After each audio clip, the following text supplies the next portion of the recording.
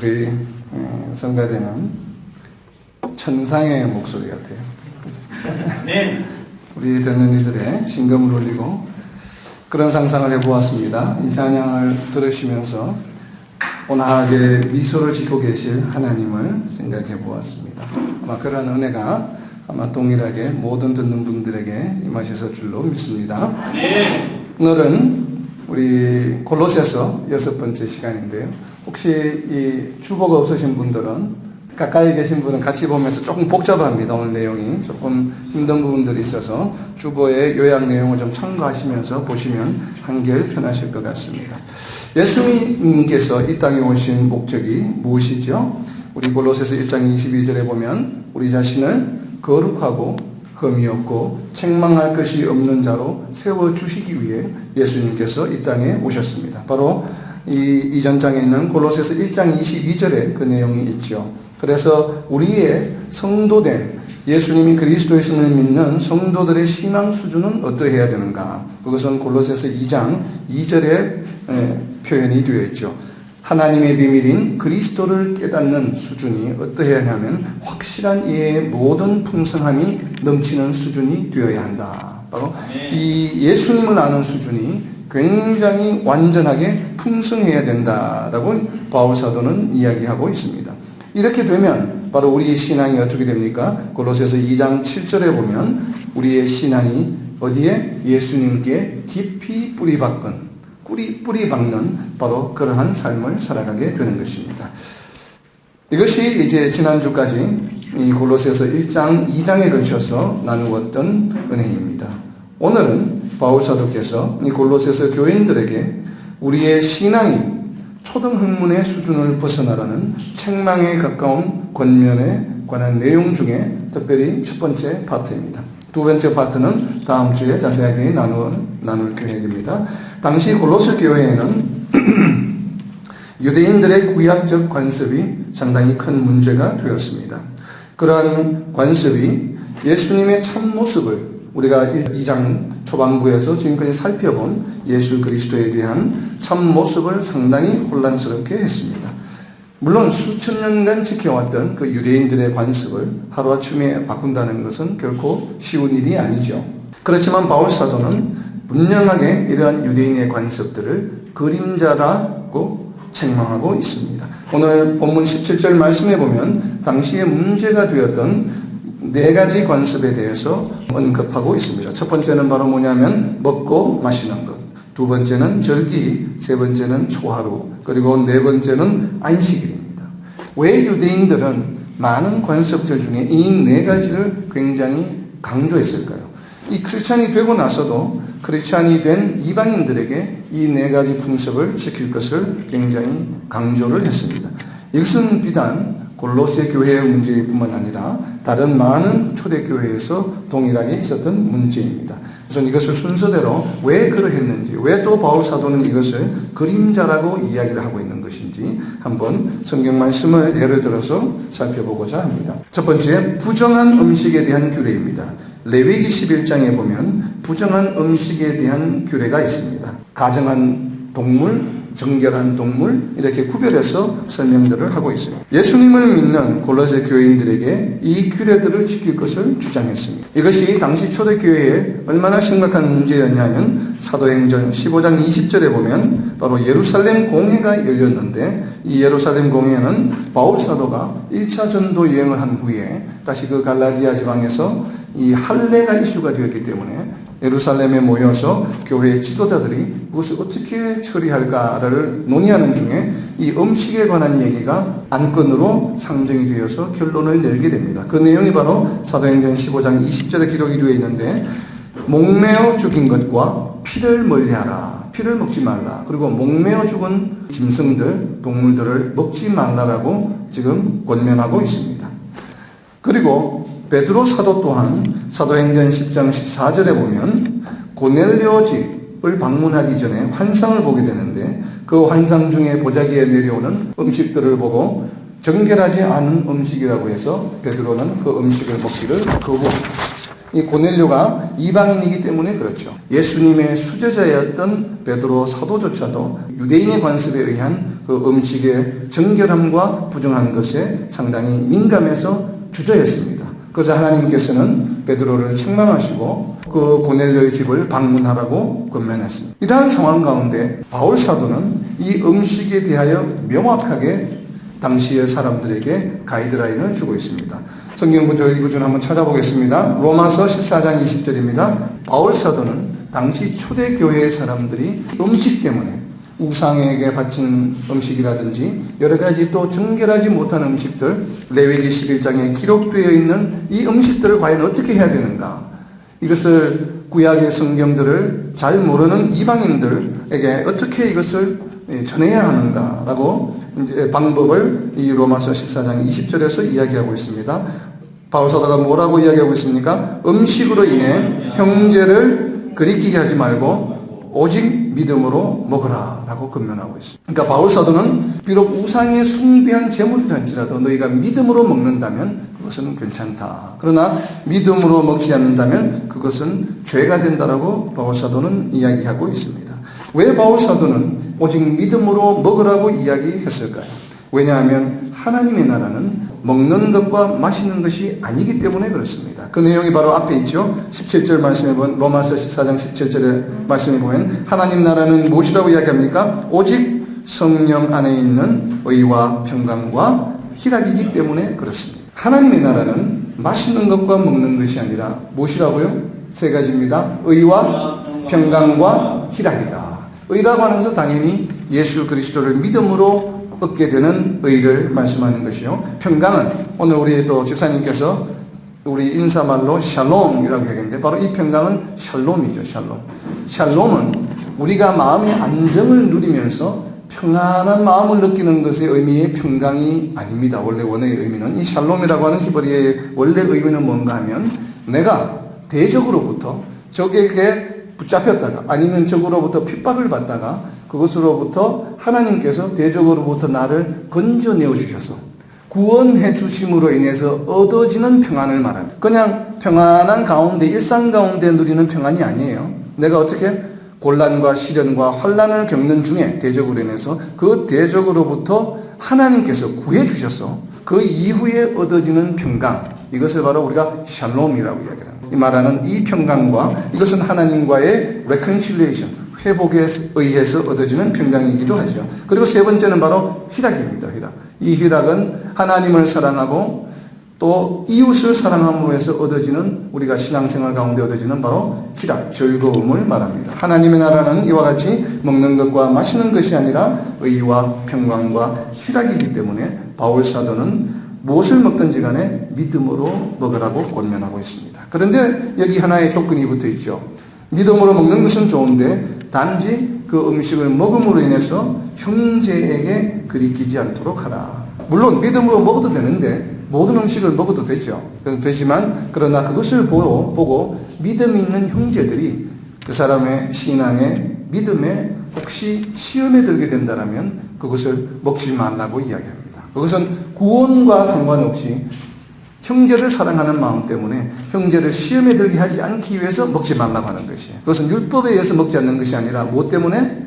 형제를 사랑하는 마음 때문에 그 형제의 믿음을 굳건히 세워주기 위해서, 시험에 들게 하지 않기 위해서 먹지 말라는 것이에요. 그것은 사랑의 발로에 의한 것이지 율법에 의한 것은 아니라는 얘기죠. 율법적으로는 오직 믿음으로 먹으면 됩니다.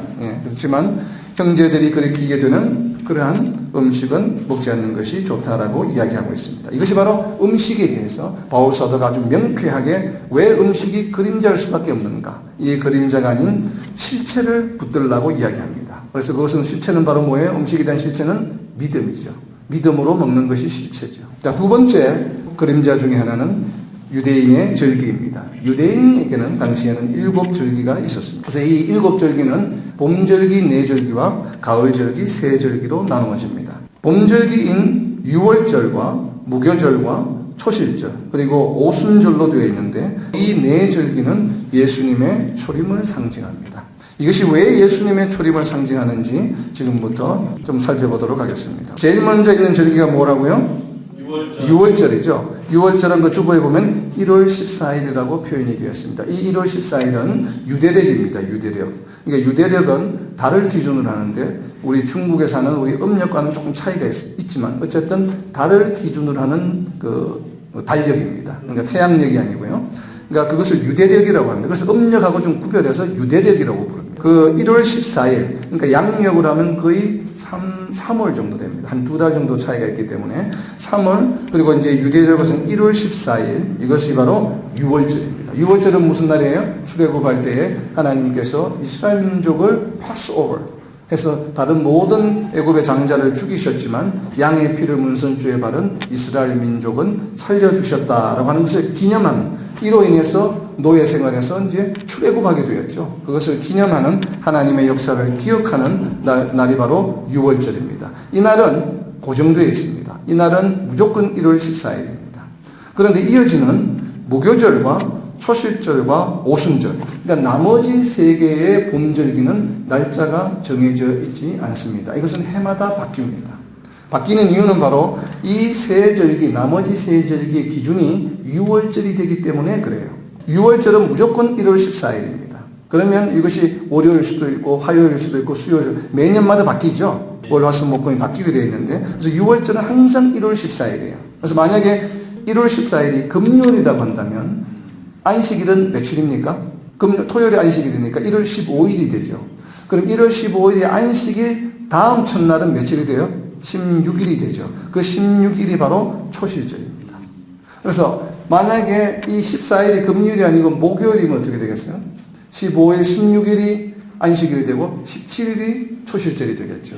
이렇듯이 6월절 다음에 오는 안식일 바로 다음 날을 초실절이라고 이야기를 합니다. 그리고 6월절이 있는 1월 14일 저녁부터 일주일 동안을 뭐라고 부르냐면 무교절이라 부릅니다. 그래서 무교절은 언제부터 시작해요? 바로 6월절 저녁부터 시작합니다.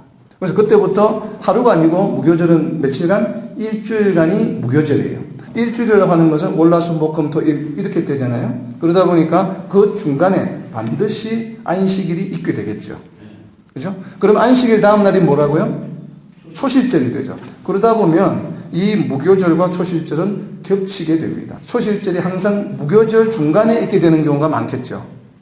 그죠? 어떤 경우에는 무교절의 마지막 날이 될 수도 있고, 성경 곳곳에 보면 어떨 때는 무교절이라고 이야기했다가 초실절이라고 이야기했다가 같은 날을 그렇게 이야기하는 이유가 바로 거기에 있습니다. 무교절은 일주일이고 초실절이 그 사이에 있을 수 있기 때문에. 그래서 이 모든 것은 기준이 뭐예요? 6월절부터 시작합니다. 1월 14일부터 시작해서 6월절 이후 첫날을 초실절이라고 그러고, 이 초실절을 기준으로, 그러니까 7번의 안식일이 오고 난 날이 바로 뭐냐면은 이것을 77절이라고 이야기를 합니다. 이 77절도 바로 무슨 날인가 하면 바로 안식일 다음 날입니다. 그죠? 안식일 다음 날인데 몇 번째 안식일이에요? 초실절로부터 시작해서 7번.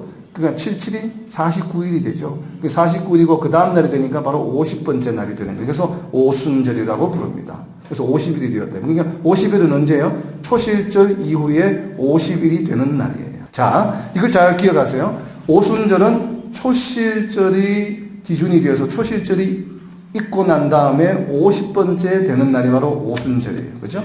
자, 이렇게 이제 요 프레임을 가지고 이것이 왜 예수님의 초림을 상징하는지 우리가 보아야 됩니다.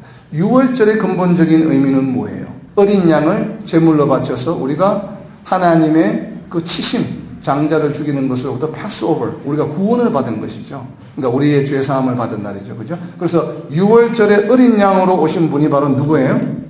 요한복음 1장 29절에 보면 바로 예수님을 말합니다. 그래서 예수님을 6월절에 어린 양으로 오셨다라고 이야기하는 것이죠. 이 6월절은 예수님께서 하나님의 심판으로부터 우리를 보호하시는 양의 피를 문설주에 바를 수 있는 바로 그 제물로 오셨다고 하는 것을 의미합니다. 6월절은. 그리고 이 6월절 이후에, 그래서 이 6월절은 뭐예요? 예수님의 십자가 사건을 의미하는 거죠. 왜? 죽으셨기 때문에. 그 피의 제사를 드리셨기 때문에 우리 대신에 그 6월절에 양을 죽여서 문설주에 피로 바른 것처럼 바로 예수님께서 십자가에서 죽으심으로 인해서 어떻게 하셨어요? 그 피를 우리의 문설주에 발라주신 것이죠. 그래서 이제는 우리는 구원받은 존재가 된 겁니다. 그러고 나서 이 예수님이 십자가에 돌아가시고 나서 언제 다시 부활하셨어요?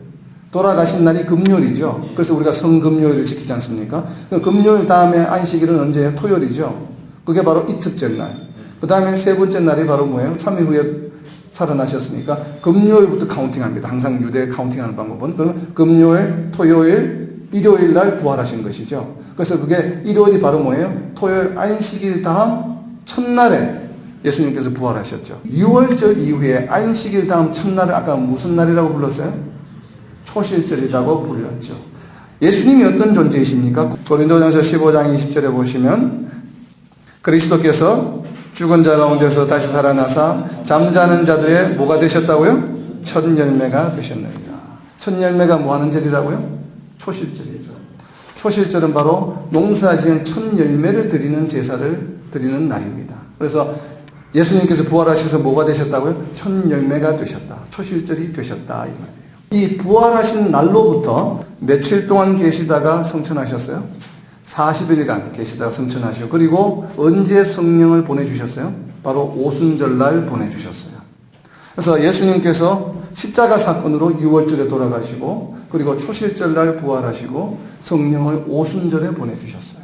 봄절기인 6월절과 초실절과 오순절은 예수님의 초림을 예표하는 것입니다. 상징하는 것입니다. 그렇게 볼 수 있죠. 그리고 오순절에 보면 3번에 보면 오순절에 소맥추절 77절이라고 표현했는데 이 77절은 뭐냐면 아까 초실절 이후에 일주일이 몇 번 있다고 해서 안식일이 7번 있다고 그랬죠. 그래서 7일이 7번 있는 거예요.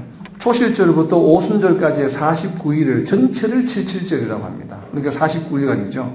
그러니까 오순절과 초실절은 양쪽에 있고 중간에는 49일간. 이게 77절이에요. 그 77절의 마지막 날이 바로 또 뭐냐 하면 그게 바로 오순절이고 그 첫째 날이 뭐냐 하면 초실절인데 초실절을 다른 말로 뭐라고 부르냐면 맥추절이라고 부릅니다. 왜냐하면 보리를 밀을 이제 수확해서 바치는 절이기 때문에 그래요. 그게 첫 열매이기 때문에 겨울 내내 농사 지었던 그 곡식의 첫 열매를 바치는 날이 초실절이거든요. 그래서 그것을 맥추절이라고 부릅니다. 그래서 맥추절과 오순절과 칠칠절이 성경 많은 곳에서 혼용이 되고 있습니다. 오순절과 초실절은 칠칠절 안에 있죠. 그렇지만 칠칠절이 전부 다가 오순절이나 초실절은 아니죠. 첫날과 끝날이 바로 초실절이고 오순절이고 그 전체 기간은 칠칠절입니다. 그래서 이것을 잘 염두에 두시면 좋을 것 같아요. 그래서 바로 이 봄절기가 이 세 절기가 바로 예수님의 초림을 의미합니다. 그리고 가을절기 4번에 보면 가을절기가 세 절기가 있는데 바로 7월 1일인 나팔절, 7월 10일 대속제일, 초막절인 7월 15일이 있습니다. 자, 봄절기의 기준은 뭐였습니까? 6월절 1월 14일이었죠. 근데 가을절기 기준은 나팔절입니다. 이 나팔절은 언젠가 하면 유대력으로 7월 1일입니다.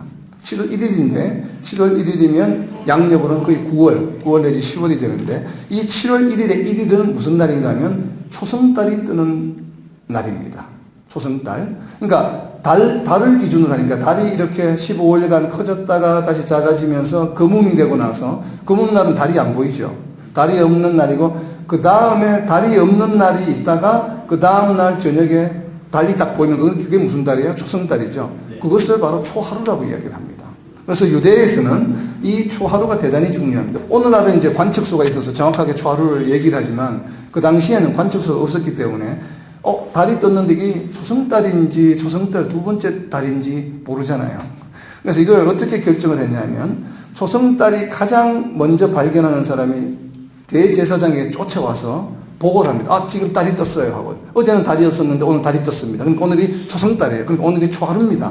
라고 이제 보고를 하는데 근데 지혜롭게 한 사람만 그러면 안 되고 최소한 두 사람이 와서 이야기를 해야 돼요. 초하루로 하고 바로 초하루 번제를 드립니다. 그게 이제 뒤에 나오는 바로 초하루를 섬기는 그림자라고 하는 세 번째 이야기입니다. 그것이 대단히 중요하죠. 왜냐하면 1월 1일 되고 그게 기준에서 14일 후가 6월절이기 때문에 그래요. 매달 1일이 바로 그렇게 결정이 됩니다. 그래서 이 초하루가 대단히 중요하죠. 유대인들에게는. 그래서 초하루 때는 항상 번제를 드립니다. 그것이 이제 초하루의 번제를 드리는 것이고 그런데 특별히 7월 1일은 대단히 중요한 첫날입니다. 1년에 12벌 첫날이 오죠. 특별히 7월 1일이 왜 중요하냐면 이때가 바로 유대인들에게는 새해입니다. 새해. 특별히 이 새해에는 두 명이 아니고 세 명이 와서 이야기해야 됩니다. 이제 3명의 증인이 와서 이야기하면 7월 1일로 결정이 되는 겁니다. 그래서 이제 7월 1일이고, 그래서 이것이 정말 7월 1일인지 아닌지를, 그러면 금음이 되는 날을 기다렸다가 사람들이 계속 7월 1일이 대단히 중요한 새해 날이니까 제사장에 가서 대제사장 이야기를 해야 되잖아요.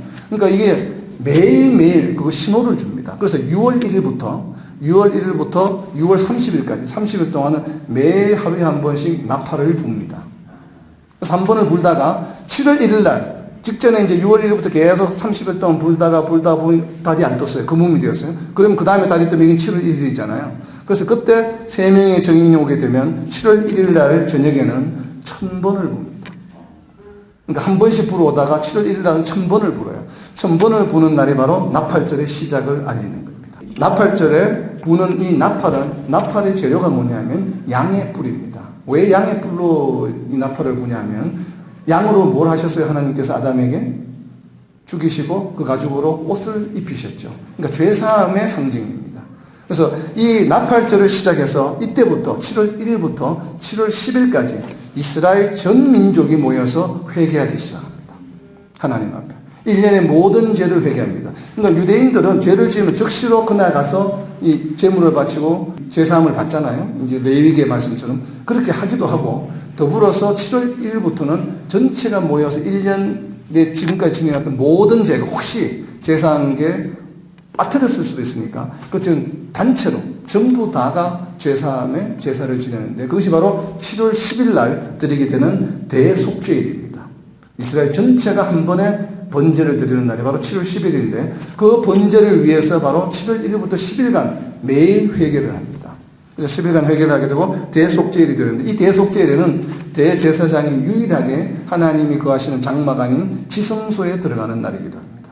그래서 유일하게 1년에 한 번 들어갑니다. 물론 당일날 4번 들어가게 되는데 다른 날은 들어갈 수 없어요. 그 지성소에. 바로 그러한 대속죄일이고, 이 대속죄일 이후에 7월 15일 7월 10일이 대속죄일인 거 5일은 7월 15일이면 7월 15일이면 보통 15일이면 달이 어때요? 보름달이죠. 보름달. 달이 이제 가장 클 때죠. 그래서 7월 15일 날 이때는 바로 뭐냐면 초막절입니다. 우리가 장막절이라고 부르는 바로 이제 1년의 7절기 중에 마지막 절기입니다. 이때는 초막절은 하나님께서 그 광야 생활 중에 초막 생활을 한 것을 기억하게 하시는 것이 또 첫 번째요. 이때는 또 1년 동안 농사지은 모든 곡물들을 창고에 저장하는 날이기도 합니다. 그래서 수장절이라고 이야기하기도 합니다. 창고에 드리는, 그러니까 알곡을 가려서 저장하는 바로 그 날이기도 하죠. 나팔절은 바로 뭐예요? 요한계시록에 보면 하나님의 임재를 나타냅니다. 예수님이 재림하실 때 7나팔이 불려지게 되어 있죠. 그러고 나서 심판이 이루어지고, 심판은 바로 뭐예요? 이 대속죄일에 죄에 대해서 심판을 하게 되고, 그리고 그 7년 환란이 지나고 모든 죄 사함이 구원의 역사가 일어나고 나면 마지막에 무슨 일이 일어납니까? 바로 천국에 들어가게 되는, 우리가 알곡을 가려내서 어떻게 해요? 창고에 천국에 저장하는 일이 일어나죠. 그래서 바로 그것이 수장절이라고 하는 겁니다. 우리가 계시록 14장 16절입니다. 구름 위에 앉으시니가 낯설 땅의 휘두름에 땅의 곡식이 어떻게 된다고요? 거두었어. 그럼 땅의 곡식을 거두어서 어디에 넣으셨겠어요? 창고에 넣으셨겠죠. 천국이라는 창고에 넣으셨다 이 말이에요. 그래서 이것이 바로 초막절이 바로 마지막 날에 성도들을 가려내어서, 알곡들을 가려내어서 창고에 저장하는 것을 바로 상징하는 것입니다. 그래서 이렇게 가을절기, 이 세 절기는 바로 예수님의 재림을 상징하는 날이기도 합니다. 이처럼 유대인의 7절기는 예수님의 초림과 재림을 상징하기 때문에 하나님께서는 이 절기들을 뭐라고 부르셨습니까? 레위기 23장 2절에 보면 하나님께서는 이 7절기를 여호와의 절기다 이렇게 부르셨습니다. 이 여호와의 절기라고 하는 것은 사람들이 제정한 날이 아니에요. 크리스마스나 수전절이나 부림절이나 이런 것들은 사람들이 만든 절기지만 이 7절기는 하나님께서 직접 모세를 통해서 이 날을 기념해 하나님께서 주신 날이에요. 이렇기 때문에 6월절을 기념해, 이렇기 때문에 너희가 초실절을 기념해, 이렇게 오순절을 기념해, 이렇게 기념하라고 하신 날들이에요. 하나님께서 직접 정해주신 날이기 때문에 이것을 여호와의 절기라고 이야기합니다. 이것은 이스라엘의 절기가 아니에요. 많은 분들이 이스라엘의 명절이라고 생각을 하는데 이스라엘의 명절 따로 있어요. 불임절이나 수전절 이런 이스라엘의 명절이지만 이스라엘 민족들이 만든 날이지만 이 7절기는 이스라엘 민족이 만든 것이 아니라 누가 만드셨다고요? 하나님께서 만드신 여호와의 절기입니다. 근데 이 여호와의 절기가 하나님께서 왜 만드셨어요? 보내주실 메시아를 예표하기 위해서, 메시아를 기억하기 위해서 만들어 주셨다는 거예요. 그래서 이것을 여호와의 절기라고 부릅니다. 이제 그림자라고 불려지는 마지막 날이 바로 뭐예요? 안식일입니다. 안식일은 어떤 날입니까? 우리가 안식일의 참된 의미가 무엇인지 분명히 알아야 합니다. 많은 분들은 6일 동안 일하고 7일째는 하나님을 생각하며 거룩하게 보내는 날이라고 이해하고 있습니다. 물론 이것은 출애굽기 31장 15절에 그렇게 설명하고 있습니다. 물론 틀린 말은 아닙니다. 그러나 보다 정확한 의미는 출애굽기 20장 11절 말씀, 다 함께 읽어볼게요. 112쪽에 있죠. 이는 엿새 동안에 나 여호와가 하늘과 땅과 바다와 그 가운데 모든 것을 만들고 7째 날에 쉬었습니다. 그러므로 나 여호와가 안식일을 복되게 하여 그 날을 거룩하게 하였느니라. 아멘. 바로 안식일은 무슨 날이라고요? 세상을 6일 동안 창조하시고 7째 날에 쉬셨다고 합니다. 그 쉬시는 날을 뭐라고 부르셨어요? 안식일이라고 부르시고 그 날을 어떻게 하셨어요? 복되고 거룩하게 하셨다는 것이죠. 이것이 안식일의 참된 의미입니다. 그렇다면 이것을 이해하기 위해서는 이 7째 날이 무슨 날인가? 바로 하나님께서 창조를 마치시고 쉬신 날이죠. 하나님께서는 무엇을 창조하셨습니까? 하늘과 땅과 바다와 그 가운데 모든 것을 창조하셨다고 되어 있죠. 우리가 지금 눈으로 보고 있는 이 세상 모든 것을 창조하신 것이죠. 하나님께서 창조하신 하늘과 땅과 바다와 그 가운데 모든 것을 한마디로 이야기하면, 한 단어로 이야기하면 뭐라고 이야기할 수 있습니까? 무엇을 지금 하나님께서 창조하신 거예요? 천국, 다른 말로 하면 킹덤 오브 갓, 하나님의 나라. 그게 하나님의 나라죠. 이 땅에 하나님의 나라를 만드신 거예요. 에덴 동산에. 완성하시고 나서 7일째는 뭘 하셨어요? 쉬셨다 하는 것은 그 하나님 나라에 있는 모든 동물들과 아담과 이브와 더불어서 하나님께서 뭘 하시는 거예요? 함께 살아가는 것이죠. 안식의 진정한 안식의 의미는 뭐냐 하면 여호와께서 우리의 하나님이 되시고 우리가 하나님의 백성이 되어서 함께 살아가는 것이 바로 안식이에요. 그렇잖아요? 세상을 창조하시고 마지막 날에 쉬신 것이 TV 보시면서 쉬신 게 아니란 말이에요. 그냥 이렇게 쉬신 것이 그 의미가 아니고 하나님 나라를 완성하시고 이제는 그 하나님 나라 안에서 하나님과 피조물이 함께 살아가는 것이 바로 안식이에요. 안식. 이것이 진정한 안식의 의미라고 하는 것이죠. 그래서 안식일은 바로 뭐냐면 이 땅에서의 영원한 하나님 나라의 시작을 말하는 것입니다. 그런데 이 안식일이 어떻게 됐습니까? 아담의 죄로 인해서 깨어져 버려요. 영원한 안식이 되지 않았죠. 죄가 들어오면서 우리가 영생이었던 그 아담과 이브가 영생을 가졌던 존재가 유한한 존재로 바뀌면서 하나님의 이 안식의 룰이 깨어지고 말았습니다. 그러니까 하나님의 나라가 깨어진 것이죠. 이 땅에서. 그것이 바로 죄로 인하여 이 땅에서 영원한 하나님 나라가 무너지고 말았습니다. 인간들은 더 이상 거룩한 존재가 아니에요. 이제는.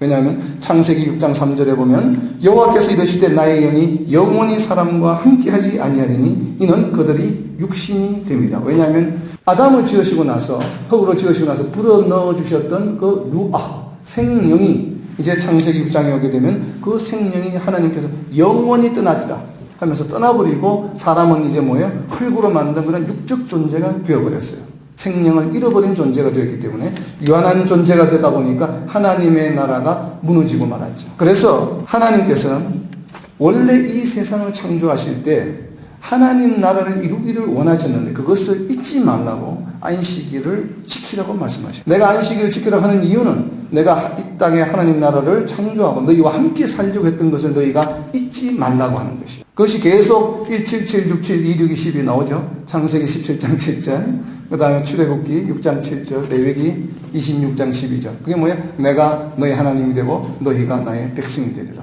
이것이 세상을 창조하신 이유예요. 이것이 하나님 나라의 삶이잖아요.